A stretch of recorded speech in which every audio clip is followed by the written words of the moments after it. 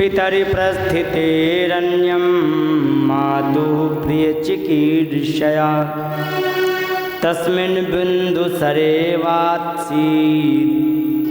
भगवान कपिलः किलः। पिताजी के चले जाने के बाद मातुः प्रिय चिकीर्षया, माता को प्रिय करने के लिए कि माता दुखी ना हो कि हमारा कोई कहने सुनने वाला नहीं है, तो तस्मिन माने उसी बिंदु सरोवर के पास अवासित रहने लग गए। भगवान कपिल वहीं रह करके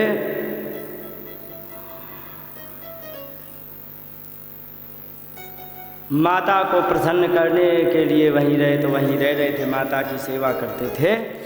और एक दिन की बात, माता ने प्रश्न किए अपने लाला से।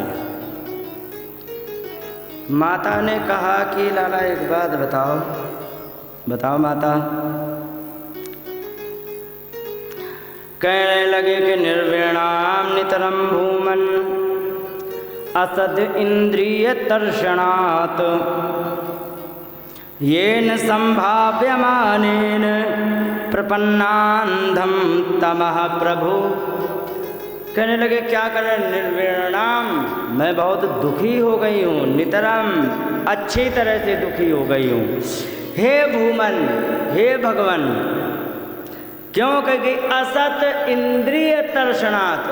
असत माने इन दुष्ट इंद्रियों के, तर्षण माने होता है लालचपन। इन दुष्ट इंद्रियों के लालचपन से हम बहुत परेशान हैं। क्या करें, जो विषय होता है वो अपनी तरफ हमें खींच लेता है, क्या करना चाहिए।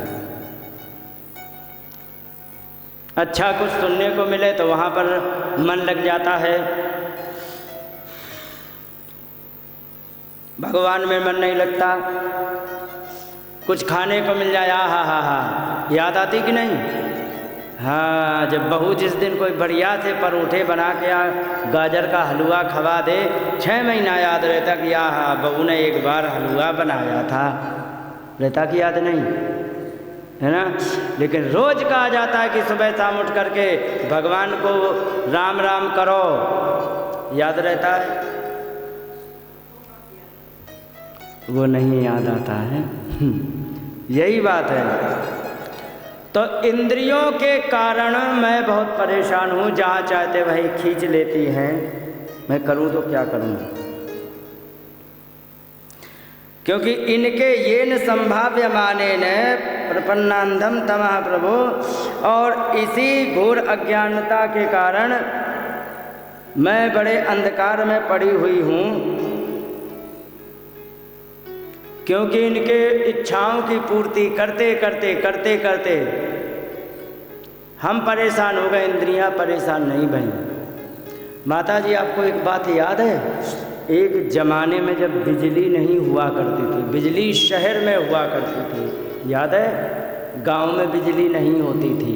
तो बिजली नहीं थी तो पंखे भी नहीं थे, पक्का है कि नहीं है। हाँ, तो एक बार बताओ, तब क्या गर्मी नहीं पड़ती थी, पड़ती थी ना।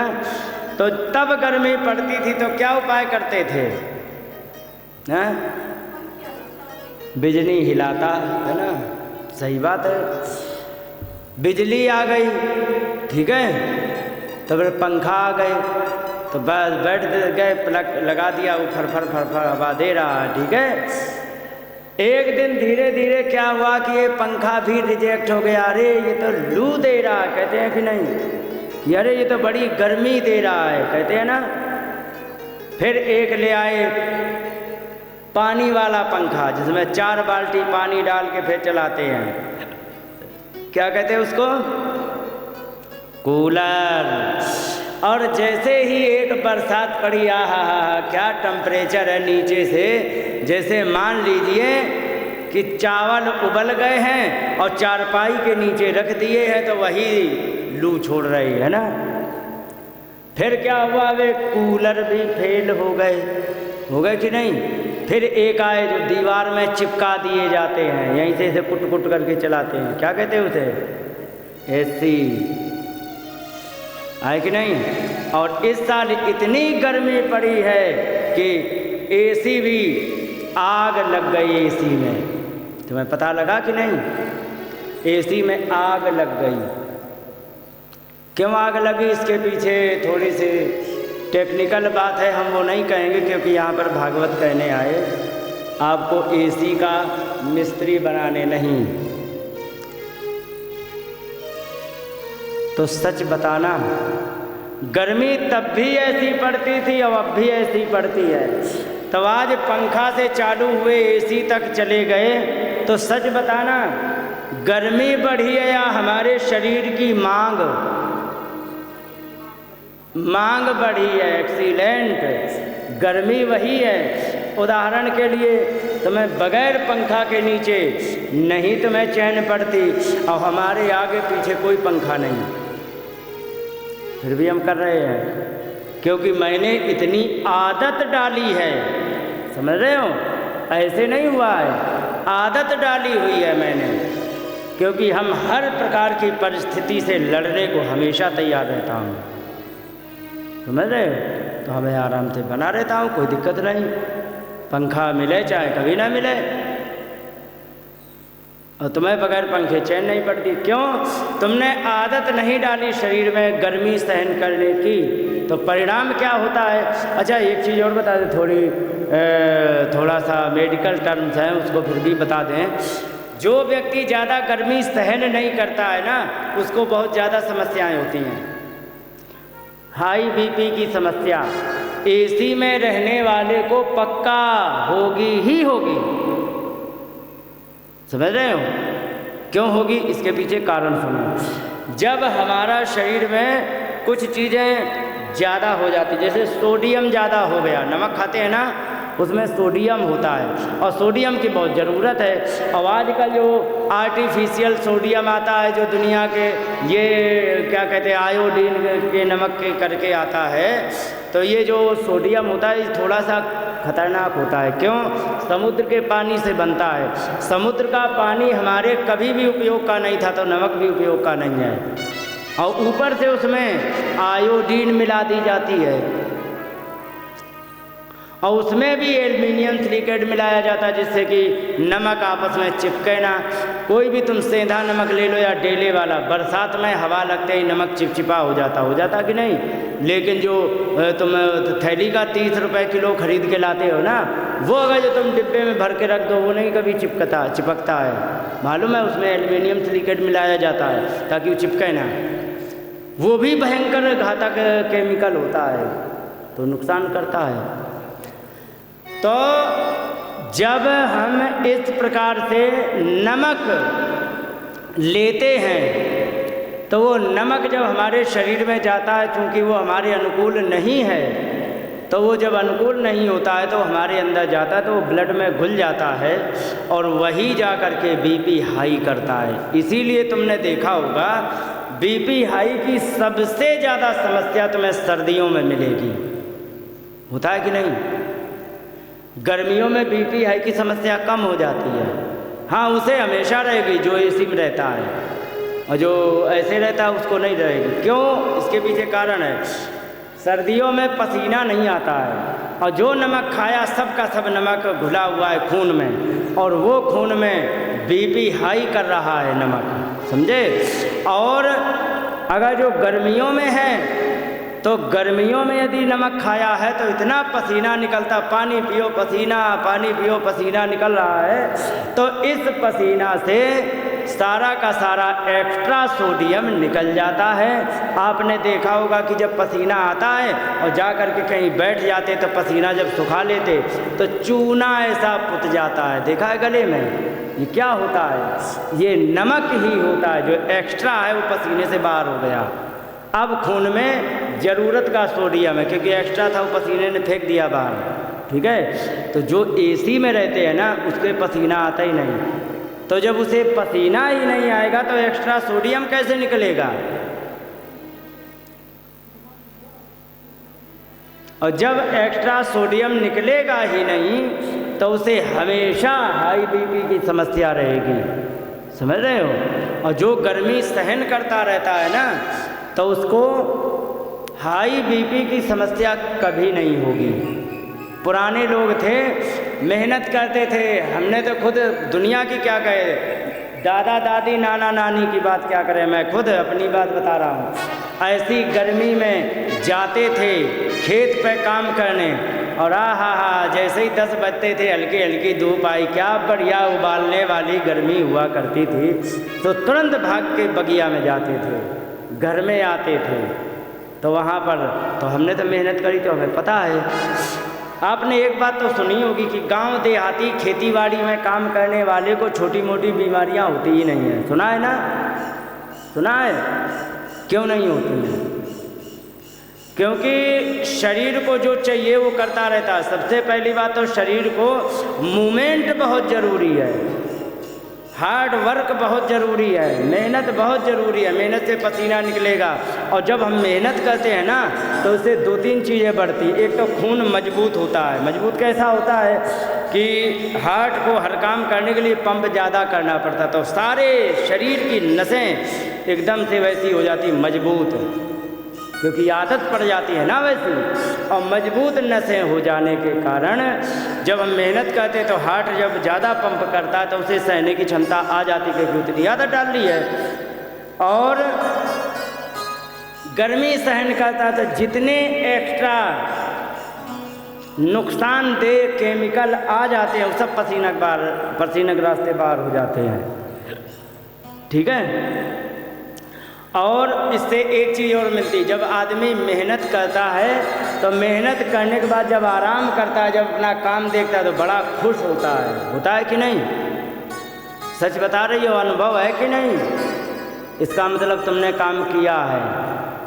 ये अनुभव उसी को होगा जिसने काम किया है। मेहनत का काम करे और करने के बाद फिर बाहर देखे कि हाँ मेरा काम हो गया, बड़ा खुश होता है। सच्चाई ये नहीं है कि काम देख के खुश हो रहा है, मेहनत करने से खुशी का हार्मोन रिलीज होता है। सच्चाई ये है, समझ रहे हो? मेहनत करने से खुशी के हार्मोन जो होते हैं वे रिलीज होते हैं, ना कि काम देख के खुशी होती। काम तो अच्छा है, वो तो देख के खुशी होगी ही होगी, लेकिन खुशी का हार्मोन भी रिलीज हो रहा, तो ये चीज़ें हैं। तो सच ये है कि गर्मी नहीं बढ़ी है, हमारे शरीर की मांग बढ़ गई। एक बात बताओ, जब अपनी त्वचा के लिए, हवा के लिए आज तक हम एक जगह ठहर नहीं पाए, पंखा से, कूलर से, एसी से अब जाने कहाँ जाएं, तो ये बताओ, तो जीभ के लिए तुम कैसे मान जाओगे? नाक के लिए कैसे मानोगे? कानों के लिए कैसे मानोगे? आँखों के लिए कैसे तुम मानोगे? ये सब के सब विषय हैं जो अपनी तरफ आकर्षित करते हैं। अच्छी चीज़ देके हम कह रहे ज़्यादा नहीं, 2 साल की लड़की हो और बड़ी बढ़िया हो तो देख के आंखें तृप्त हो जाती कि नहीं? और उसी को देखते रहते कि नहीं, कि क्या बढ़िया भगवान ने देवी जैसी गुड़िया बना के भेजी है ना? होता है कि नहीं? तो जब तुम एक जरा सी बच्ची को देख करके उससे आंखें नहीं हटा सकते हो, और जरा से पंखा में आप उसकी हवा से तुम्हारी तृप्ति नहीं मिली है, तो 6 इंद्रियों को तृप्त करने के लिए तुम कैसे सामर्थ्यवान हो सकते हो? बताओ, कैसे तुम इनको तृप्त कर पाओगे? और जब तृप्त नहीं कर पाओगे ना, तो फिर यहीं फंसे रहो, इसके लिए कहीं, उसके लिए कहीं, इसके लिए कहीं, उसके लिए, बस। तो ये चीज़ें हैं। तो कहने लगे कि इनको तृप्त करते करते ये न संभाव्य माने न, इनको प्रसन्न करने के चक्कर में मैं आपकी शरण में हूँ, क्योंकि अंधम तमह, मैं अंधकार में जाकर के गिर चुकी हूँ। बताओ हमें क्या करना चाहिए? प्रश्न किससे किया? कपिल भगवान से। किसने? माता देवहूति ने। यहाँ पर इन्होंने एक बड़ी सुंदर बात कही। कहने लगे कि प्रसंगमजरम पाशम आत्मानं कवयो विदुः, स एव साधु सुकृतो मोक्ष द्वारम अपावृतम। कहने लगे कि प्रसंगम माने आसक्ति जो होती है, ये अजरम कभी समाप्त नहीं होने वाली है। सच है कि नहीं है? एक बात बताओ, जब तुम छोटी सी थी 3 साल की, तब तुम्हें आसक्ति लगी थी अपनी मम्मी और पापा से, लगी थी कि नहीं? कुछ बड़ी भई तो सखी सहेली बन गई, उनमें भी लग गई, भाई हुए उनमें प्रेम हो गया, फिर ब्याह हो गया तो वही आसक्ति पति में लग गई, पति से लग करके फिर बालक बच्चे हो गए तो उधर हो गई, फिर इसके बाद बालक बच्चों से हट करके वे जब बड़े हो गए तो उनकी बहू आई तो बहू में लग गई, पोते पोतियों में लग गई। यही करते करते जिंदगी का आखिरी दिन हो जाता है। और लेकिन ये जो आसक्ति है कभी भी समाप्त नहीं होती, इसीलिए इसको कहते आसक्ति। माने ये आसक्ति है पर ये जा नहीं सकती है, इसीलिए इसको कहा है अजरम, ये कभी नष्ट नहीं होती है। और जो है क्या कि पाशम आत्मानम, आत्मानम कवयो विदुः, पास कहते हैं फंदे को, जो हमें बांधने का काम करने वाला है इसी को कहते हैं फंदा। तो ये क्या है?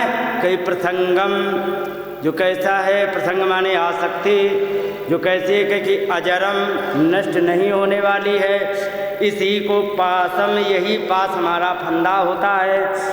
आत्मानम, हम सबके लिए, हमारे लिए फंदा है, ऐसा कवयो विदुः, विद्वानों ने कहा है।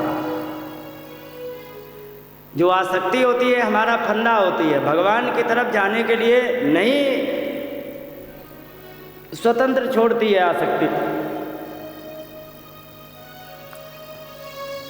लेकिन एक बात और बता दें, यही आसक्ति की यदि दिशा मोड़ दी जाए ना, ठीक है, तो यही आसक्ति तुम्हें मोक्ष द्वार को भी खोल सकती है। कैसे?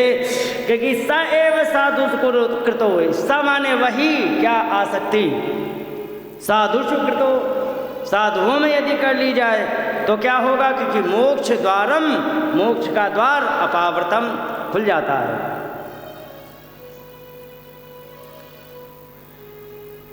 देखो, आसक्ति छूट तो नहीं सकती, ठीक है, लेकिन इसकी दिशा बदली जा सकती है। और एक बात और बता दे, भगवान से प्रेम करने के लिए तुम्हारे पास प्रेम होना भी चाहिए। एक बार क्या हुआ, वृंदावन में मोती झील के पास एक उड़िया बाबा आश्रम है, जो कि दावानल कुंड के पास में है। वहीं अखंडानंद है, वहीं पर थोड़ा सा आगे चल के उड़िया बाबा आश्रम है। तो वहाँ पर एक आए, कहने लगे, महाराज हमें भगवान से भक्ति करनी है, भगवान से प्रेम करना है, हमें क्या करना चाहिए? क्योंकि अच्छा, प्रेम करना है, बहुत अच्छी बात है, बहुत अच्छे आए, क्या करना चाहिए?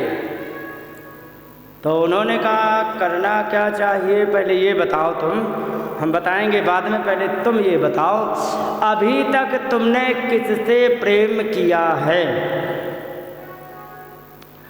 वो कहने लगा, अभी तक हमने संसार में किसी से प्रेम नहीं किया, सब धोखेबाज है, तब ऐसे है, तब वैसे हैं, क्योंकि प्रेम नहीं किया है, क्योंकि ना किसी से नहीं किया, क्योंकि ना, तो फिर कह कि तुम नहीं प्रेम कर सकते, क्योंकि क्यों? अरे तुम्हारे अंदर प्रेम है ही नहीं, तो तुम भगवान के पास क्या प्रेम करोगे जाके?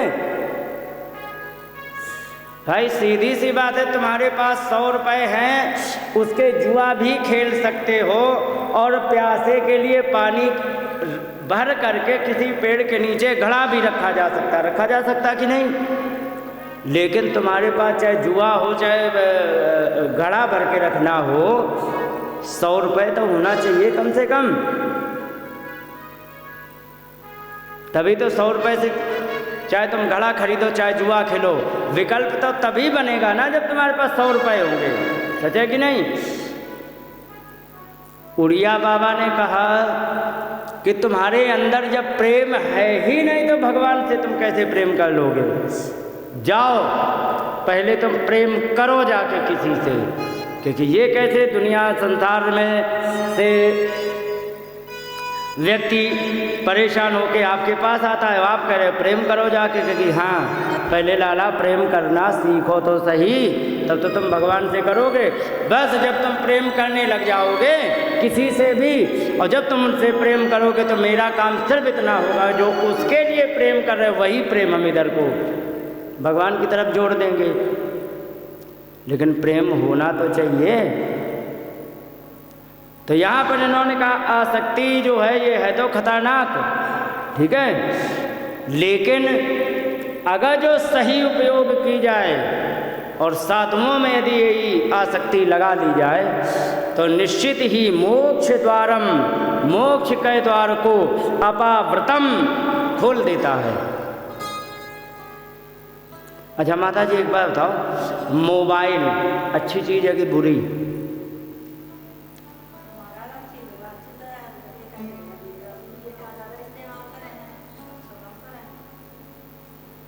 क्या बात है माता, सही कहा।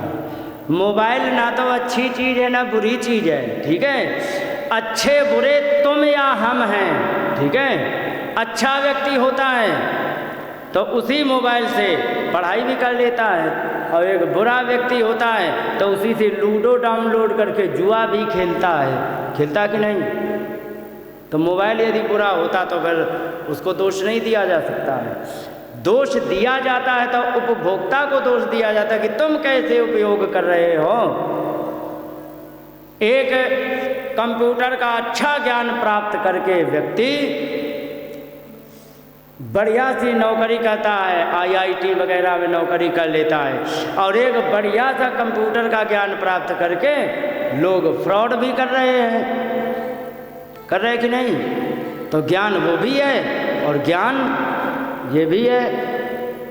तो कहने का मतलब वस्तु कोई बुरी नहीं होती और कोई अच्छी नहीं होती, उपभोक्ता अच्छा या बुरा होता है, समझ गए?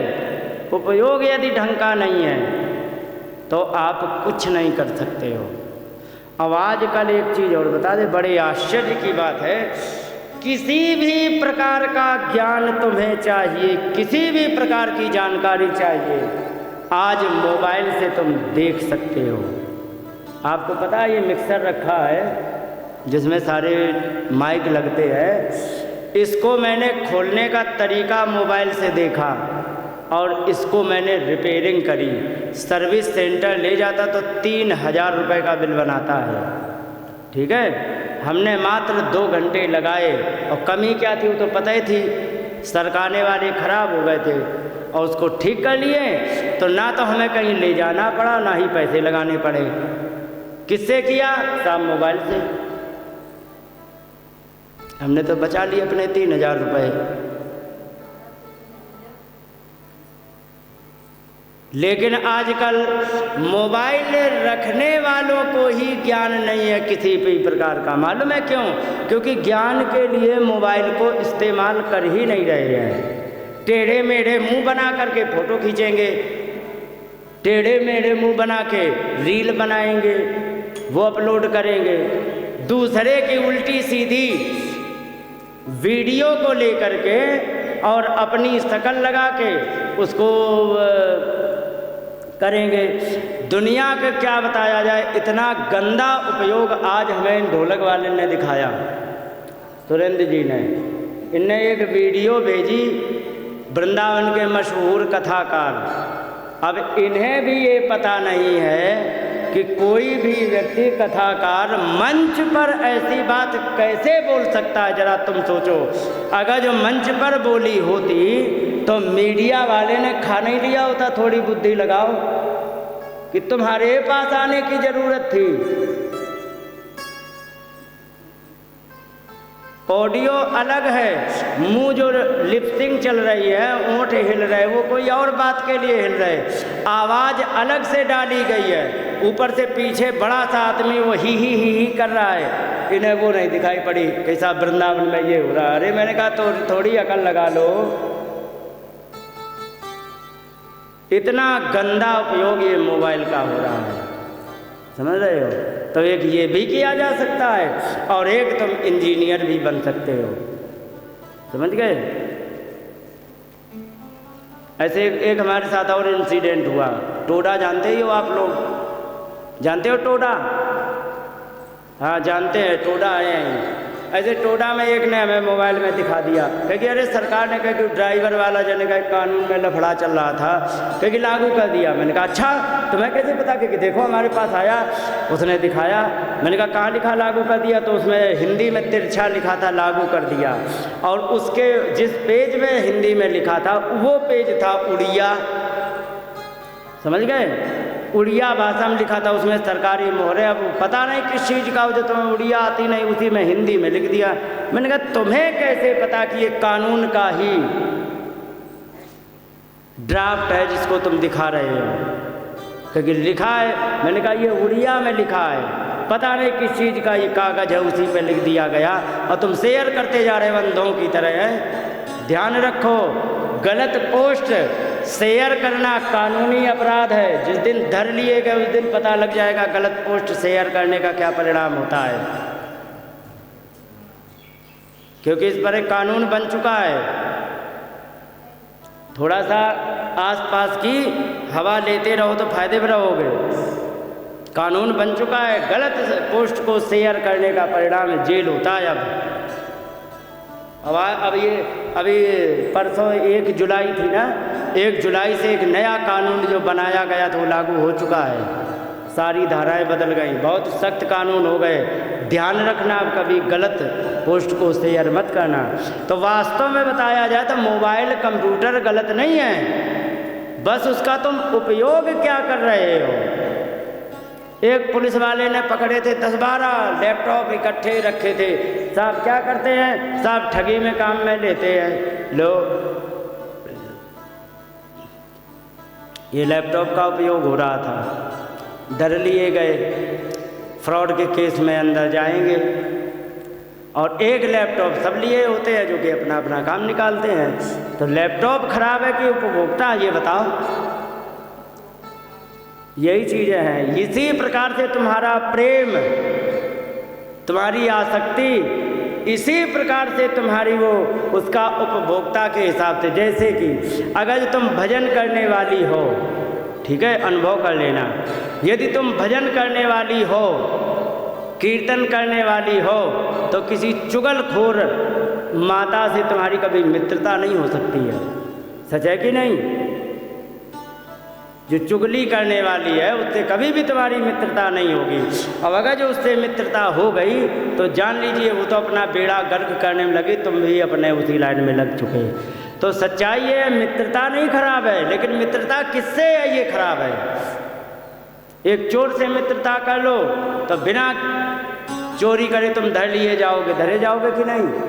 अब अगर जो एक अच्छे व्यक्ति से यदि मित्रता करोगे तो तुम बिना कुछ करे, बिना कुछ किए, बिना कुछ जाने तुम्हारा आदर होगा। एग्जाम्पल के लिए हमारे ने ले लो, क्या नाम है इनका, बाबू।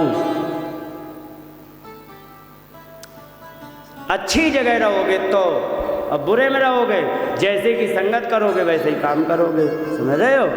तो ये भी आसक्ति और प्रेम भी तुम्हारा खराब नहीं है, लेकिन किससे कर रहे हो किससे नहीं कर रहे हो ये खराब है। यहाँ पर इन्होंने कहा, ये नहीं कहा कि तुम अपनी आसक्ति निकाल के फेंक दो और ये इससे दूर हो जाओ, ये तुम्हें बंधन में बांधेगी और इसके चक्कर में तुम नरक जाओगे। भगवान ने नहीं कहा ना, बिल्कुल नहीं निकाल के फेंकनी है, वो तुम्हारे अंदर इनबिल्ड है, उसे निकाल के फेंक ही नहीं सकते हो। तुमसे कह दिया जाए अपना हाथ खोल के बाहर रख दो, रख सकते हो क्या? वो तो सब इंटरकनेक्टेड है ना, अंदर से सब जुड़े हैं। तो इसी प्रकार से आसक्ति भी है तुम्हारी, ये अंदर है, भगवान ने इनबिल्ड भेजी है, समझे? ये एक्सटर्नल पार्ट नहीं है जो निकाल के रख दिया जाए। तो इसको करना क्या है? बस सदुपयोग कर लो, तुम्हारे जीवन का कल्याण होगा। पहले कह रहे हैं कि प्रसंगम अजरम पाशम, ये जो आसक्ति है ये अजर है, मिट नहीं सकती। मिटाने की कोशिश करोगे तो गलत जगह आप प्रयास करोगे, मिटाने की कोशिश नहीं करनी है ना। प्रसंग माने आसक्ति, ये अजरम मिट नहीं पाएगी, लेकिन पासम अपने आप को बांधने के लिए भी है। इसको कही आत्मानम, अपने आप को। ऐसा कवयो विदुः, कवियों ने विद्वानों ने ऐसा कहा है, लेकिन ध्यान रखो इसकी दिशा मोड़ करके इसका सदुपयोग कर लो तो क्या है कि स एव साधु शुक्र, तो वही आसक्ति यदि साधुओं में कर ली जाए तो क्या होगा, तो कहेगी मोक्ष द्वारम अपावृतम, मोक्ष का द्वार तुम्हारा खुल जाएगा। सही जगह उपयोग करना सीखो। अचार खाना अच्छी बात है कि बुरी बात, बताओ ना। तुम स्वाद के लिए खाते हैं तो इसका मतलब तुम्हें अच्छे बुरे से मतलब ही नहीं है। सुनो, अचार खाना बहुत अच्छा होता है, डाइजेशन ठीक करता है, अग्नि को जलाने के काम आता है, लेकिन सुनो सही समय पर उपयोग करोगे तो, नहीं तो अचार ही है जो कि तुम्हें पागल कर देगा। समझ रहे हो, अचार ही है जो कि तुम्हें पागल कर देगा, और अचार ही है जो कि तुम्हारे डाइजेशन सिस्टम को बढ़िया बनाएगा, भूख वगैरह अच्छी लगेगी। तो कैसे पागल कर देगा, रात में अचार खाना शुरू कर दो, पागल होने से कोई नहीं रोक पाएगा। तो अचार बुरा नहीं है, उपयोग करने का तरीका यदि बुरा है तो परिणाम बुरा ही मिलेगा, तरीका अच्छा है तो परिणाम अच्छा मिलेगा। तो ये आसक्ति बुरी नहीं है, इसका उपयोग का तरीका बदल दो।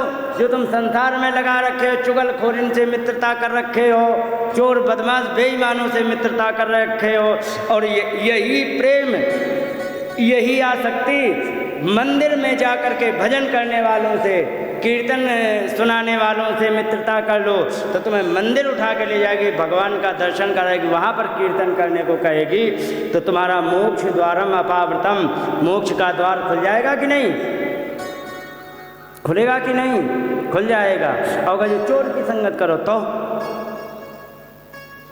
तो बिना मतलब की बदनामी तुम्हारे माथे। यही बात कह रहे हैं, वस्तु बुरी नहीं है, उपयोग सही करना सीखो।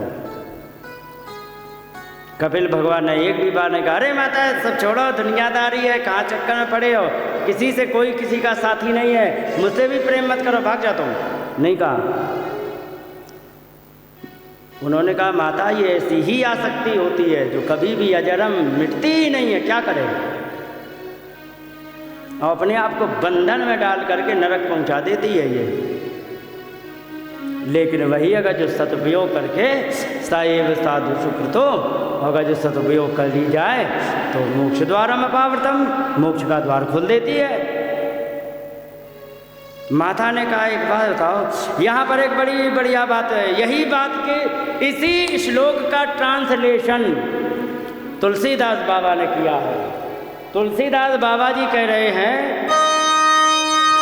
कि सबके ममता ताग बटोरी,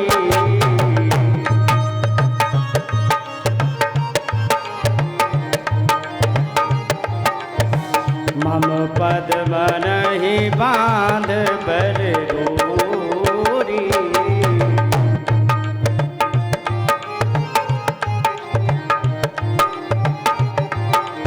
किसकी ममता, किसकी ममता, धागे में बट करके रस्सी बनानी है और मेरे पैरों में बांधनी है। जननी जनक बंधु सुत तारा, जननी जनक बंधु सुत तारा, तन धन भवन सुहृद परिवार, तन धन भवन सुहृद परिवार, तन धन भवन सुहृद परिवार।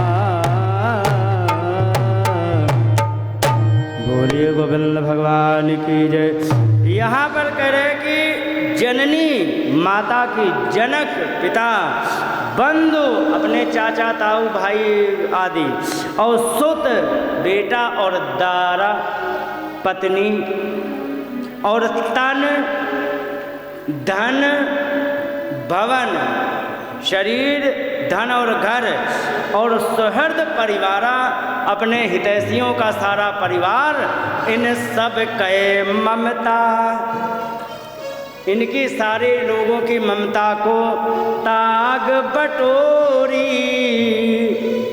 आपने देखा था एक जमाने में बड़े बूढ़े बैठे बैठे एक कुश की रस्सी बनाते थे। पहले तो चारपाई में वही लगाई जाती थी। हमारे यहाँ तो उसको मोटी बना के गाय भैंस भी बांधी जाती, तो उसको ऐसे से करके फिर उसको ऐंठते थे, फिर उसकी रस्सी बनाई जाती थी कि नहीं। तो वही बटोरी का मतलब वही रस्सी बनाना। और मम पद मन ही, मेरे चरणों में अपने मन सहित और बांध बर डोरी, उस डोरी को बर के माने बना करके हमारे चरणों में बांधो और इसके बाद निश्चिंत होकर भजन करो। सबकी जिम्मेदारी मेरी है। एक बार बताएं, एक बार क्या हुआ, एक व्यक्ति गाय चराने गया। तो गाय चराने गया तो गाय पकड़े पकड़े चरा रहा था। एक दिन क्या हुआ कि गाय भागने लग गई। उसने क्या किया, ऐसे पकड़ लिया, एक खूंटा वैसे पकड़ रही रस्सी, गाय खींच रही है। छाती किसकी फटेगी, पकड़े है। और अरे एक बार क्या हुआ, उसने सोची अरे ऐसे दिक्कत हो रही है एक हाथ से पकड़ने में। उसने बांधी गले में रस्सी और पकड़ लिया खूंटा। गाय ने खींचा, आंखें किसकी निकलेंगी। और एक और अकलदा था, उसने ना तो हाथ से पकड़ी ना ही उसने गले में बांधी, सीधे जाके खूंटे में बांधी। अब किसकी आंखें निकलेंगी, अब किसी की नहीं निकलेंगी। अब गाय ज़्यादा खींचेगी तो गाय की निकलेगी, ठीक है कि नहीं। तो ऐसे ही विद्वान लोग होते हैं, महात्मा लोग होते हैं, क्या करते हैं, अपने सारी की सारी आसक्ति, जिम्मेदारी परिवार की, घर की, सबकी भगवान में समर्पित करके और निश्चिंत होकर भजन करते हैं। तो माता जी तुम्हें गाय गले में बांधनी है कि हाथ में पकड़नी कि खूंटा में बांधनी है। तो खूंटा में बांधने का यही है कि सबकी ममता को लेके भगवान के चरणों में सौंप दो, तुम निश्चिंत हो जाओ। अब वे जाने उनका काम जाने। और ये जब तक नहीं करोगे तब तक नहीं काम बनेगा। यही बात कह रहे हैं। माता ने कहा कि एक बात बताओ, महात्मा होते कैसे हैं, मैं ये बताओ। पूछा कि महात्मा कैसे होते हैं ये तो बताओ। तब यहाँ पर कहा गया है, तितिक्षवा कारुणिका सुहृदः सर्वदेहिनां अजात शत्रवः शान्ताः साधवः साधुभूषणा। साधु की परिभाषा माता क्या बताया जाए, जो बताई है वो बड़ी आवश्यक है समझना। कहने लगे साधु वो होता है जो सहनशील हो। एक वो व्यक्ति होता है जिसको तुमने चार सुना दी, वो मुस्कुराते हुए निकल गया, कोई जवाब नहीं दिया। एक कारुणिका बड़ा दयालु है, किसी भी जीव का कष्ट नहीं सह पाता, उसे दयालु बोलते हैं। और सुहृदः सर्वदेहिनां, प्रत्येक देहधारी का वो हितैषी होता है। सुहृद माने हितैषी होता है। और अजात शत्रवः, कोई भी उसका शत्रु होता ही नहीं है। और शांता, शांत होता है। साधवः, ऐसा साधु, साधु भूषणा, वो साधुओं में सर्वश्रेष्ठ साधु होता है। तो माता जी ये जो बात बताई, एक बात और कही है कि और ये तो सुनो, ये होती है उसकी इंटरनल क्वालिटी। माता ने कहा कि एक बात बताओ लाला, वो दयालु है, बड़ा सहनशील है, सभी प्राणियों पर दया करता है, कोई उसका शत्रु नहीं है, वो शांत है। इसका मीटर तो उसके चेहरे पर लगा नहीं होता है कि उसके मीटर लगा हुआ है कि गुस्से की तरफ है कि प्रेम की तरफ, ऐसा तो कुछ होता नहीं। तो ऐसा हम वे जो क्वालिटी आपने बताई तो अंदर की क्वालिटी बताई, हम कैसे जाने कि झगड़ा करने वाले हैं या प्रेम करने वाले। तो कि सुनो, जो भी व्यक्ति जो भी कार्य करने वाला होता है वो अपने ही आचरण के अनुसार ही व्यवहार करता है। सच है कि नहीं? जो उसका आचरण होता है। उदाहरण बताएं, एक बार क्या हुआ कि अर्जुन ने बाबा जी के वेश में मछली की आंख बेध दी। परिणाम घोषित हो गया कि द्रौपदी का विवाह इस महात्मा के साथ तय हो गया। अब वहाँ पर ये समस्या कि ये कैसे पता लगाया जाए कि ये है तो बाबा जी, ये कैसे पता लगाया जाए कि किस वर्ण के हैं, ब्राह्मण वर्ण के हैं, वैश्य वर्ण के हैं, क्षत्रिय वर्ण के हैं या अन्य वर्ण के हैं, कौन वर्ण के हैं, कैसे पता लगाया जाए? तो वहाँ पर परीक्षण करने का एक उपाय उन्हें सूझा। एक बड़े से कमरे में, बड़ा कमरा, उसमें जा कर के एक दुकान लगा दी वेद शास्त्र उपनिषद आदि की। ठीक है, एक दुकान लगा दी, जा कर के बढ़िया बढ़िया शस्त्र रख दिए। हाँ, तलवार रख दी, गदा रख दी, भारी हल्की सब रख दी। और एक जगह जा कर के बढ़िया से बढ़िया आभूषण रख दिए, बट्टे चट्टे रख दिए और तराजू रख दी। बढ़िया बढ़िया से आभूषण बना बना के मणियों के रख दिए गए।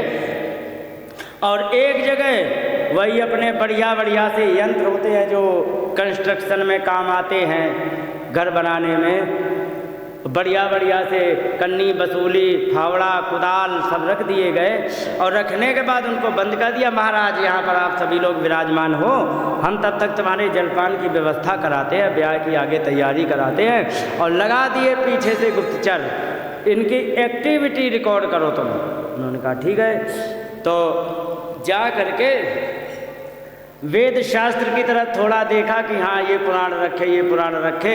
आगे देखा तो एक गदा रखी, धनुष रखा, तलवार रखी, सारे के सारे शस्त्र रखे। भीम ने उठाई गदा, वैसे उछाल के दे रहे तो बेकार है, खिलौने हैं, ये तो बच्चों के खेलने वाली है, गदा नहीं काम की है। एक बार का जो कहीं किसी के पड़ जाए तो उसके मरने के पहले कहो गदा टूट जाए, बेकार है, हटाओ। अर्जुन ने धनुष उठा के देखा, वैसे से प्रत्यंचा जानते धागा खींच के देखा, हल्का खिंचा, अरे इससे तो कुछ नहीं होने वाला है, रख दिया। किसी ने तलवार ले करके ऐसे से किया, किसी ने कुछ करके। तो ये जब इनकी एक्टिविटी रिकॉर्ड की तब जान गए कि ये क्षत्रिय वंश के हैं। समझ गए क्या मतलब है? एक बात और बता दें, सुनो। अगर जो किसी के आचरण को देखना है ना, आचरण को, तो आचरण को देखने के लिए उसे चुपके से कमरे में बंद कर दो और पीछे से आचरण देखो। जैसे कि बहू देखने जाओ तो जिस समय चाय लेके आएगी, लो माता जी चाय, ठीक है, ऐसे लगे कि आहा, दुनिया में यदि कोई सज्जन और सीधा व्यक्ति है तो यही है, लगेगा कि नहीं? लेकिन यदि उसकी असलियत जाननी है तो उसके कमरे में जहाँ पर वो रहती हो उधर जा कर के देखना, फिर पता लगेगा कि किससे फ़ोन से बात करते या कौन सी किताब पढ़ते या पूजा भजन करती है, तब पता लगेगा तुम्हें असलियत। समझ रहे हो? अकेले में उसके आचरण को देखा जाता है, समझ रहे हो? क्योंकि अकेले जब स्वतंत्र होता है ना, तब वही करता है जो उसके मन में भरा होता है, जो उसका आचरण होता है। और सबके सामने तो नाटक तो कोई भी, हमने भी बहुत नाटक करे। राम जी का पाठ मैंने किया, कुंभकर्ण का मैंने किया, सारे काम करके आ गए। तो सच बताओ, हम राम जी है कि कुंभकर्ण? उत्तर है कि ये कौन नहीं। राम भगवान थे, हम भगवान है नहीं।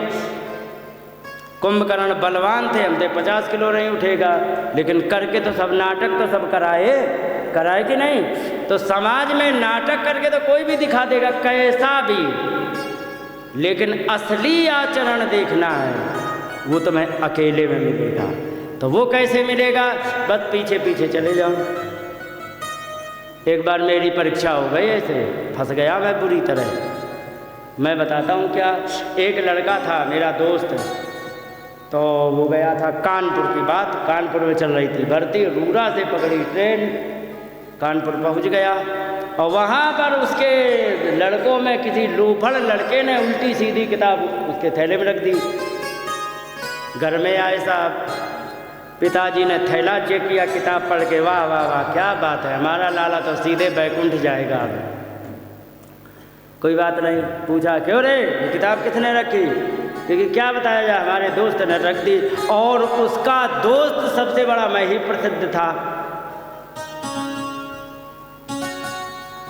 मैं रहता था खेत पर।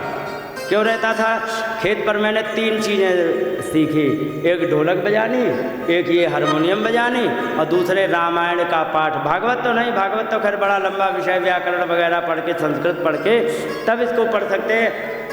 स्वाध्याय करके भागवत नहीं पढ़ी जा सकती है, रामचरितमानस पढ़ी जा सकती है, क्योंकि जिस भाषा में लिखी है वही भाषा हमारी है।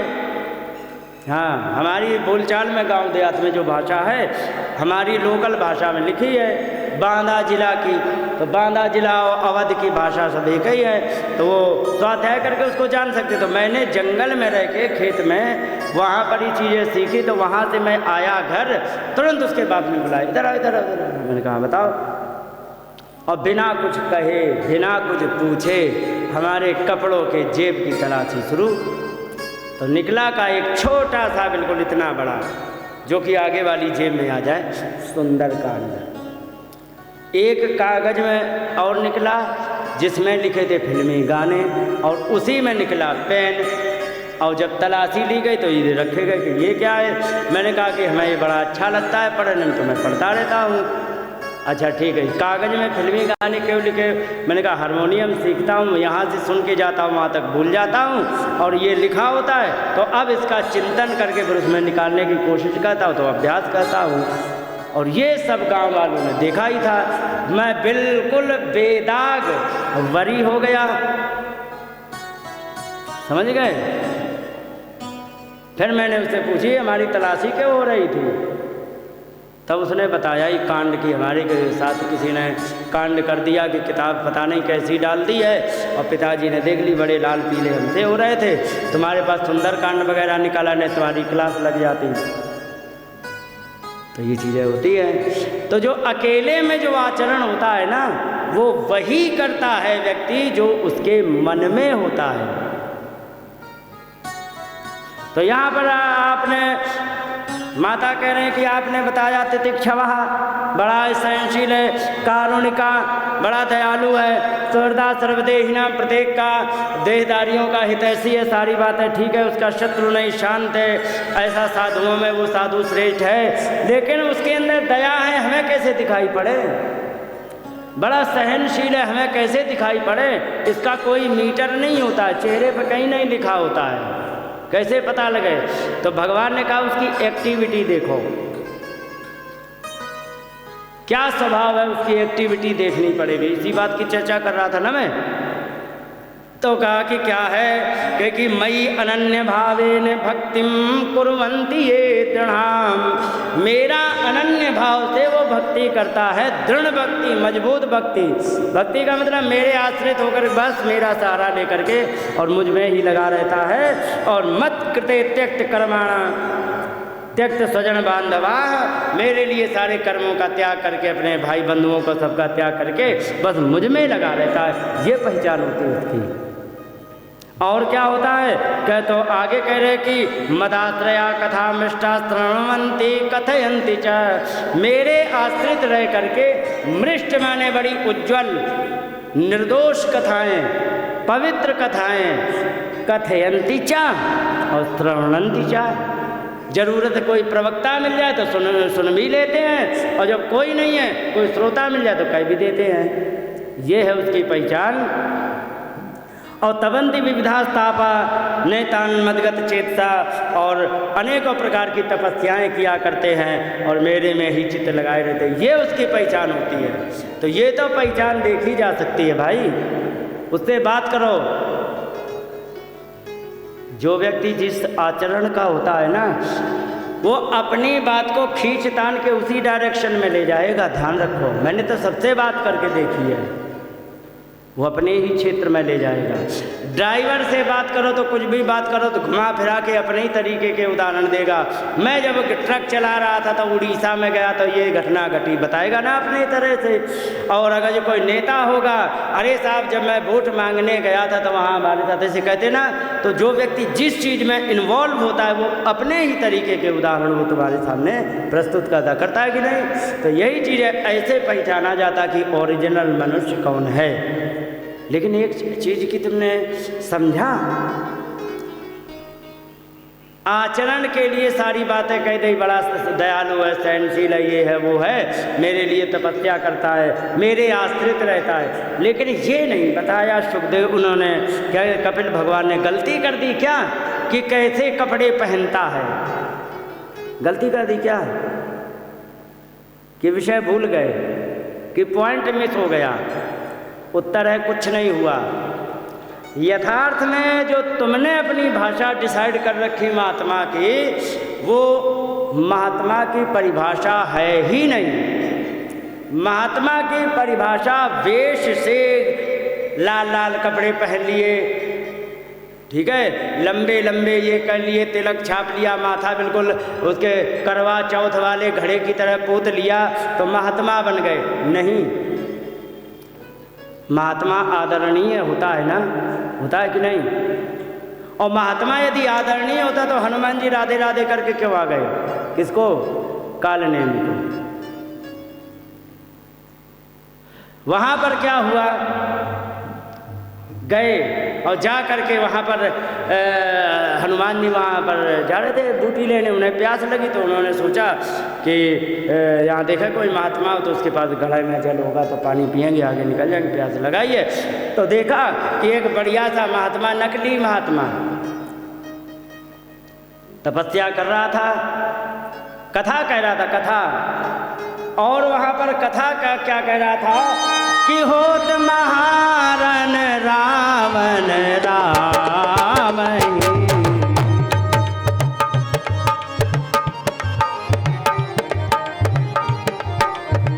जिति हैं सा राम न संतैया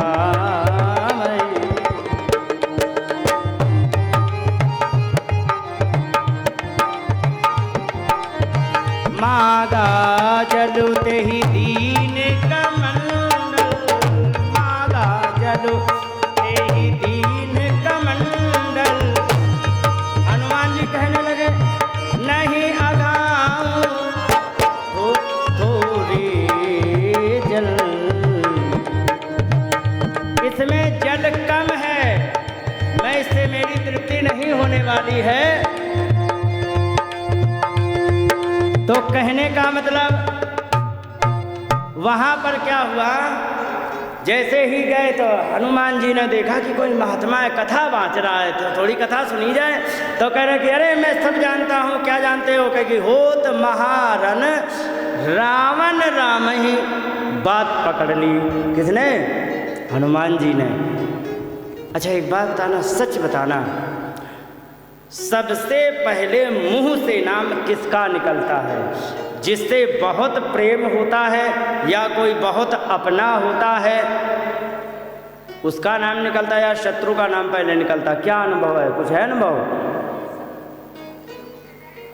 सबसे पहले अपने का नाम निकलता है ना। तो जैसे कि तुम्हारा लाला हो, लड़ जाए किसी पड़ोस के लड़के, अरे कि देखो तो, कि क्या, अरे कि अपने लाला से वो लड़ गया, किसके लाला से? तो पहले किसका नाम आया? हनुमान जी ने यही बात तो पकड़ ली।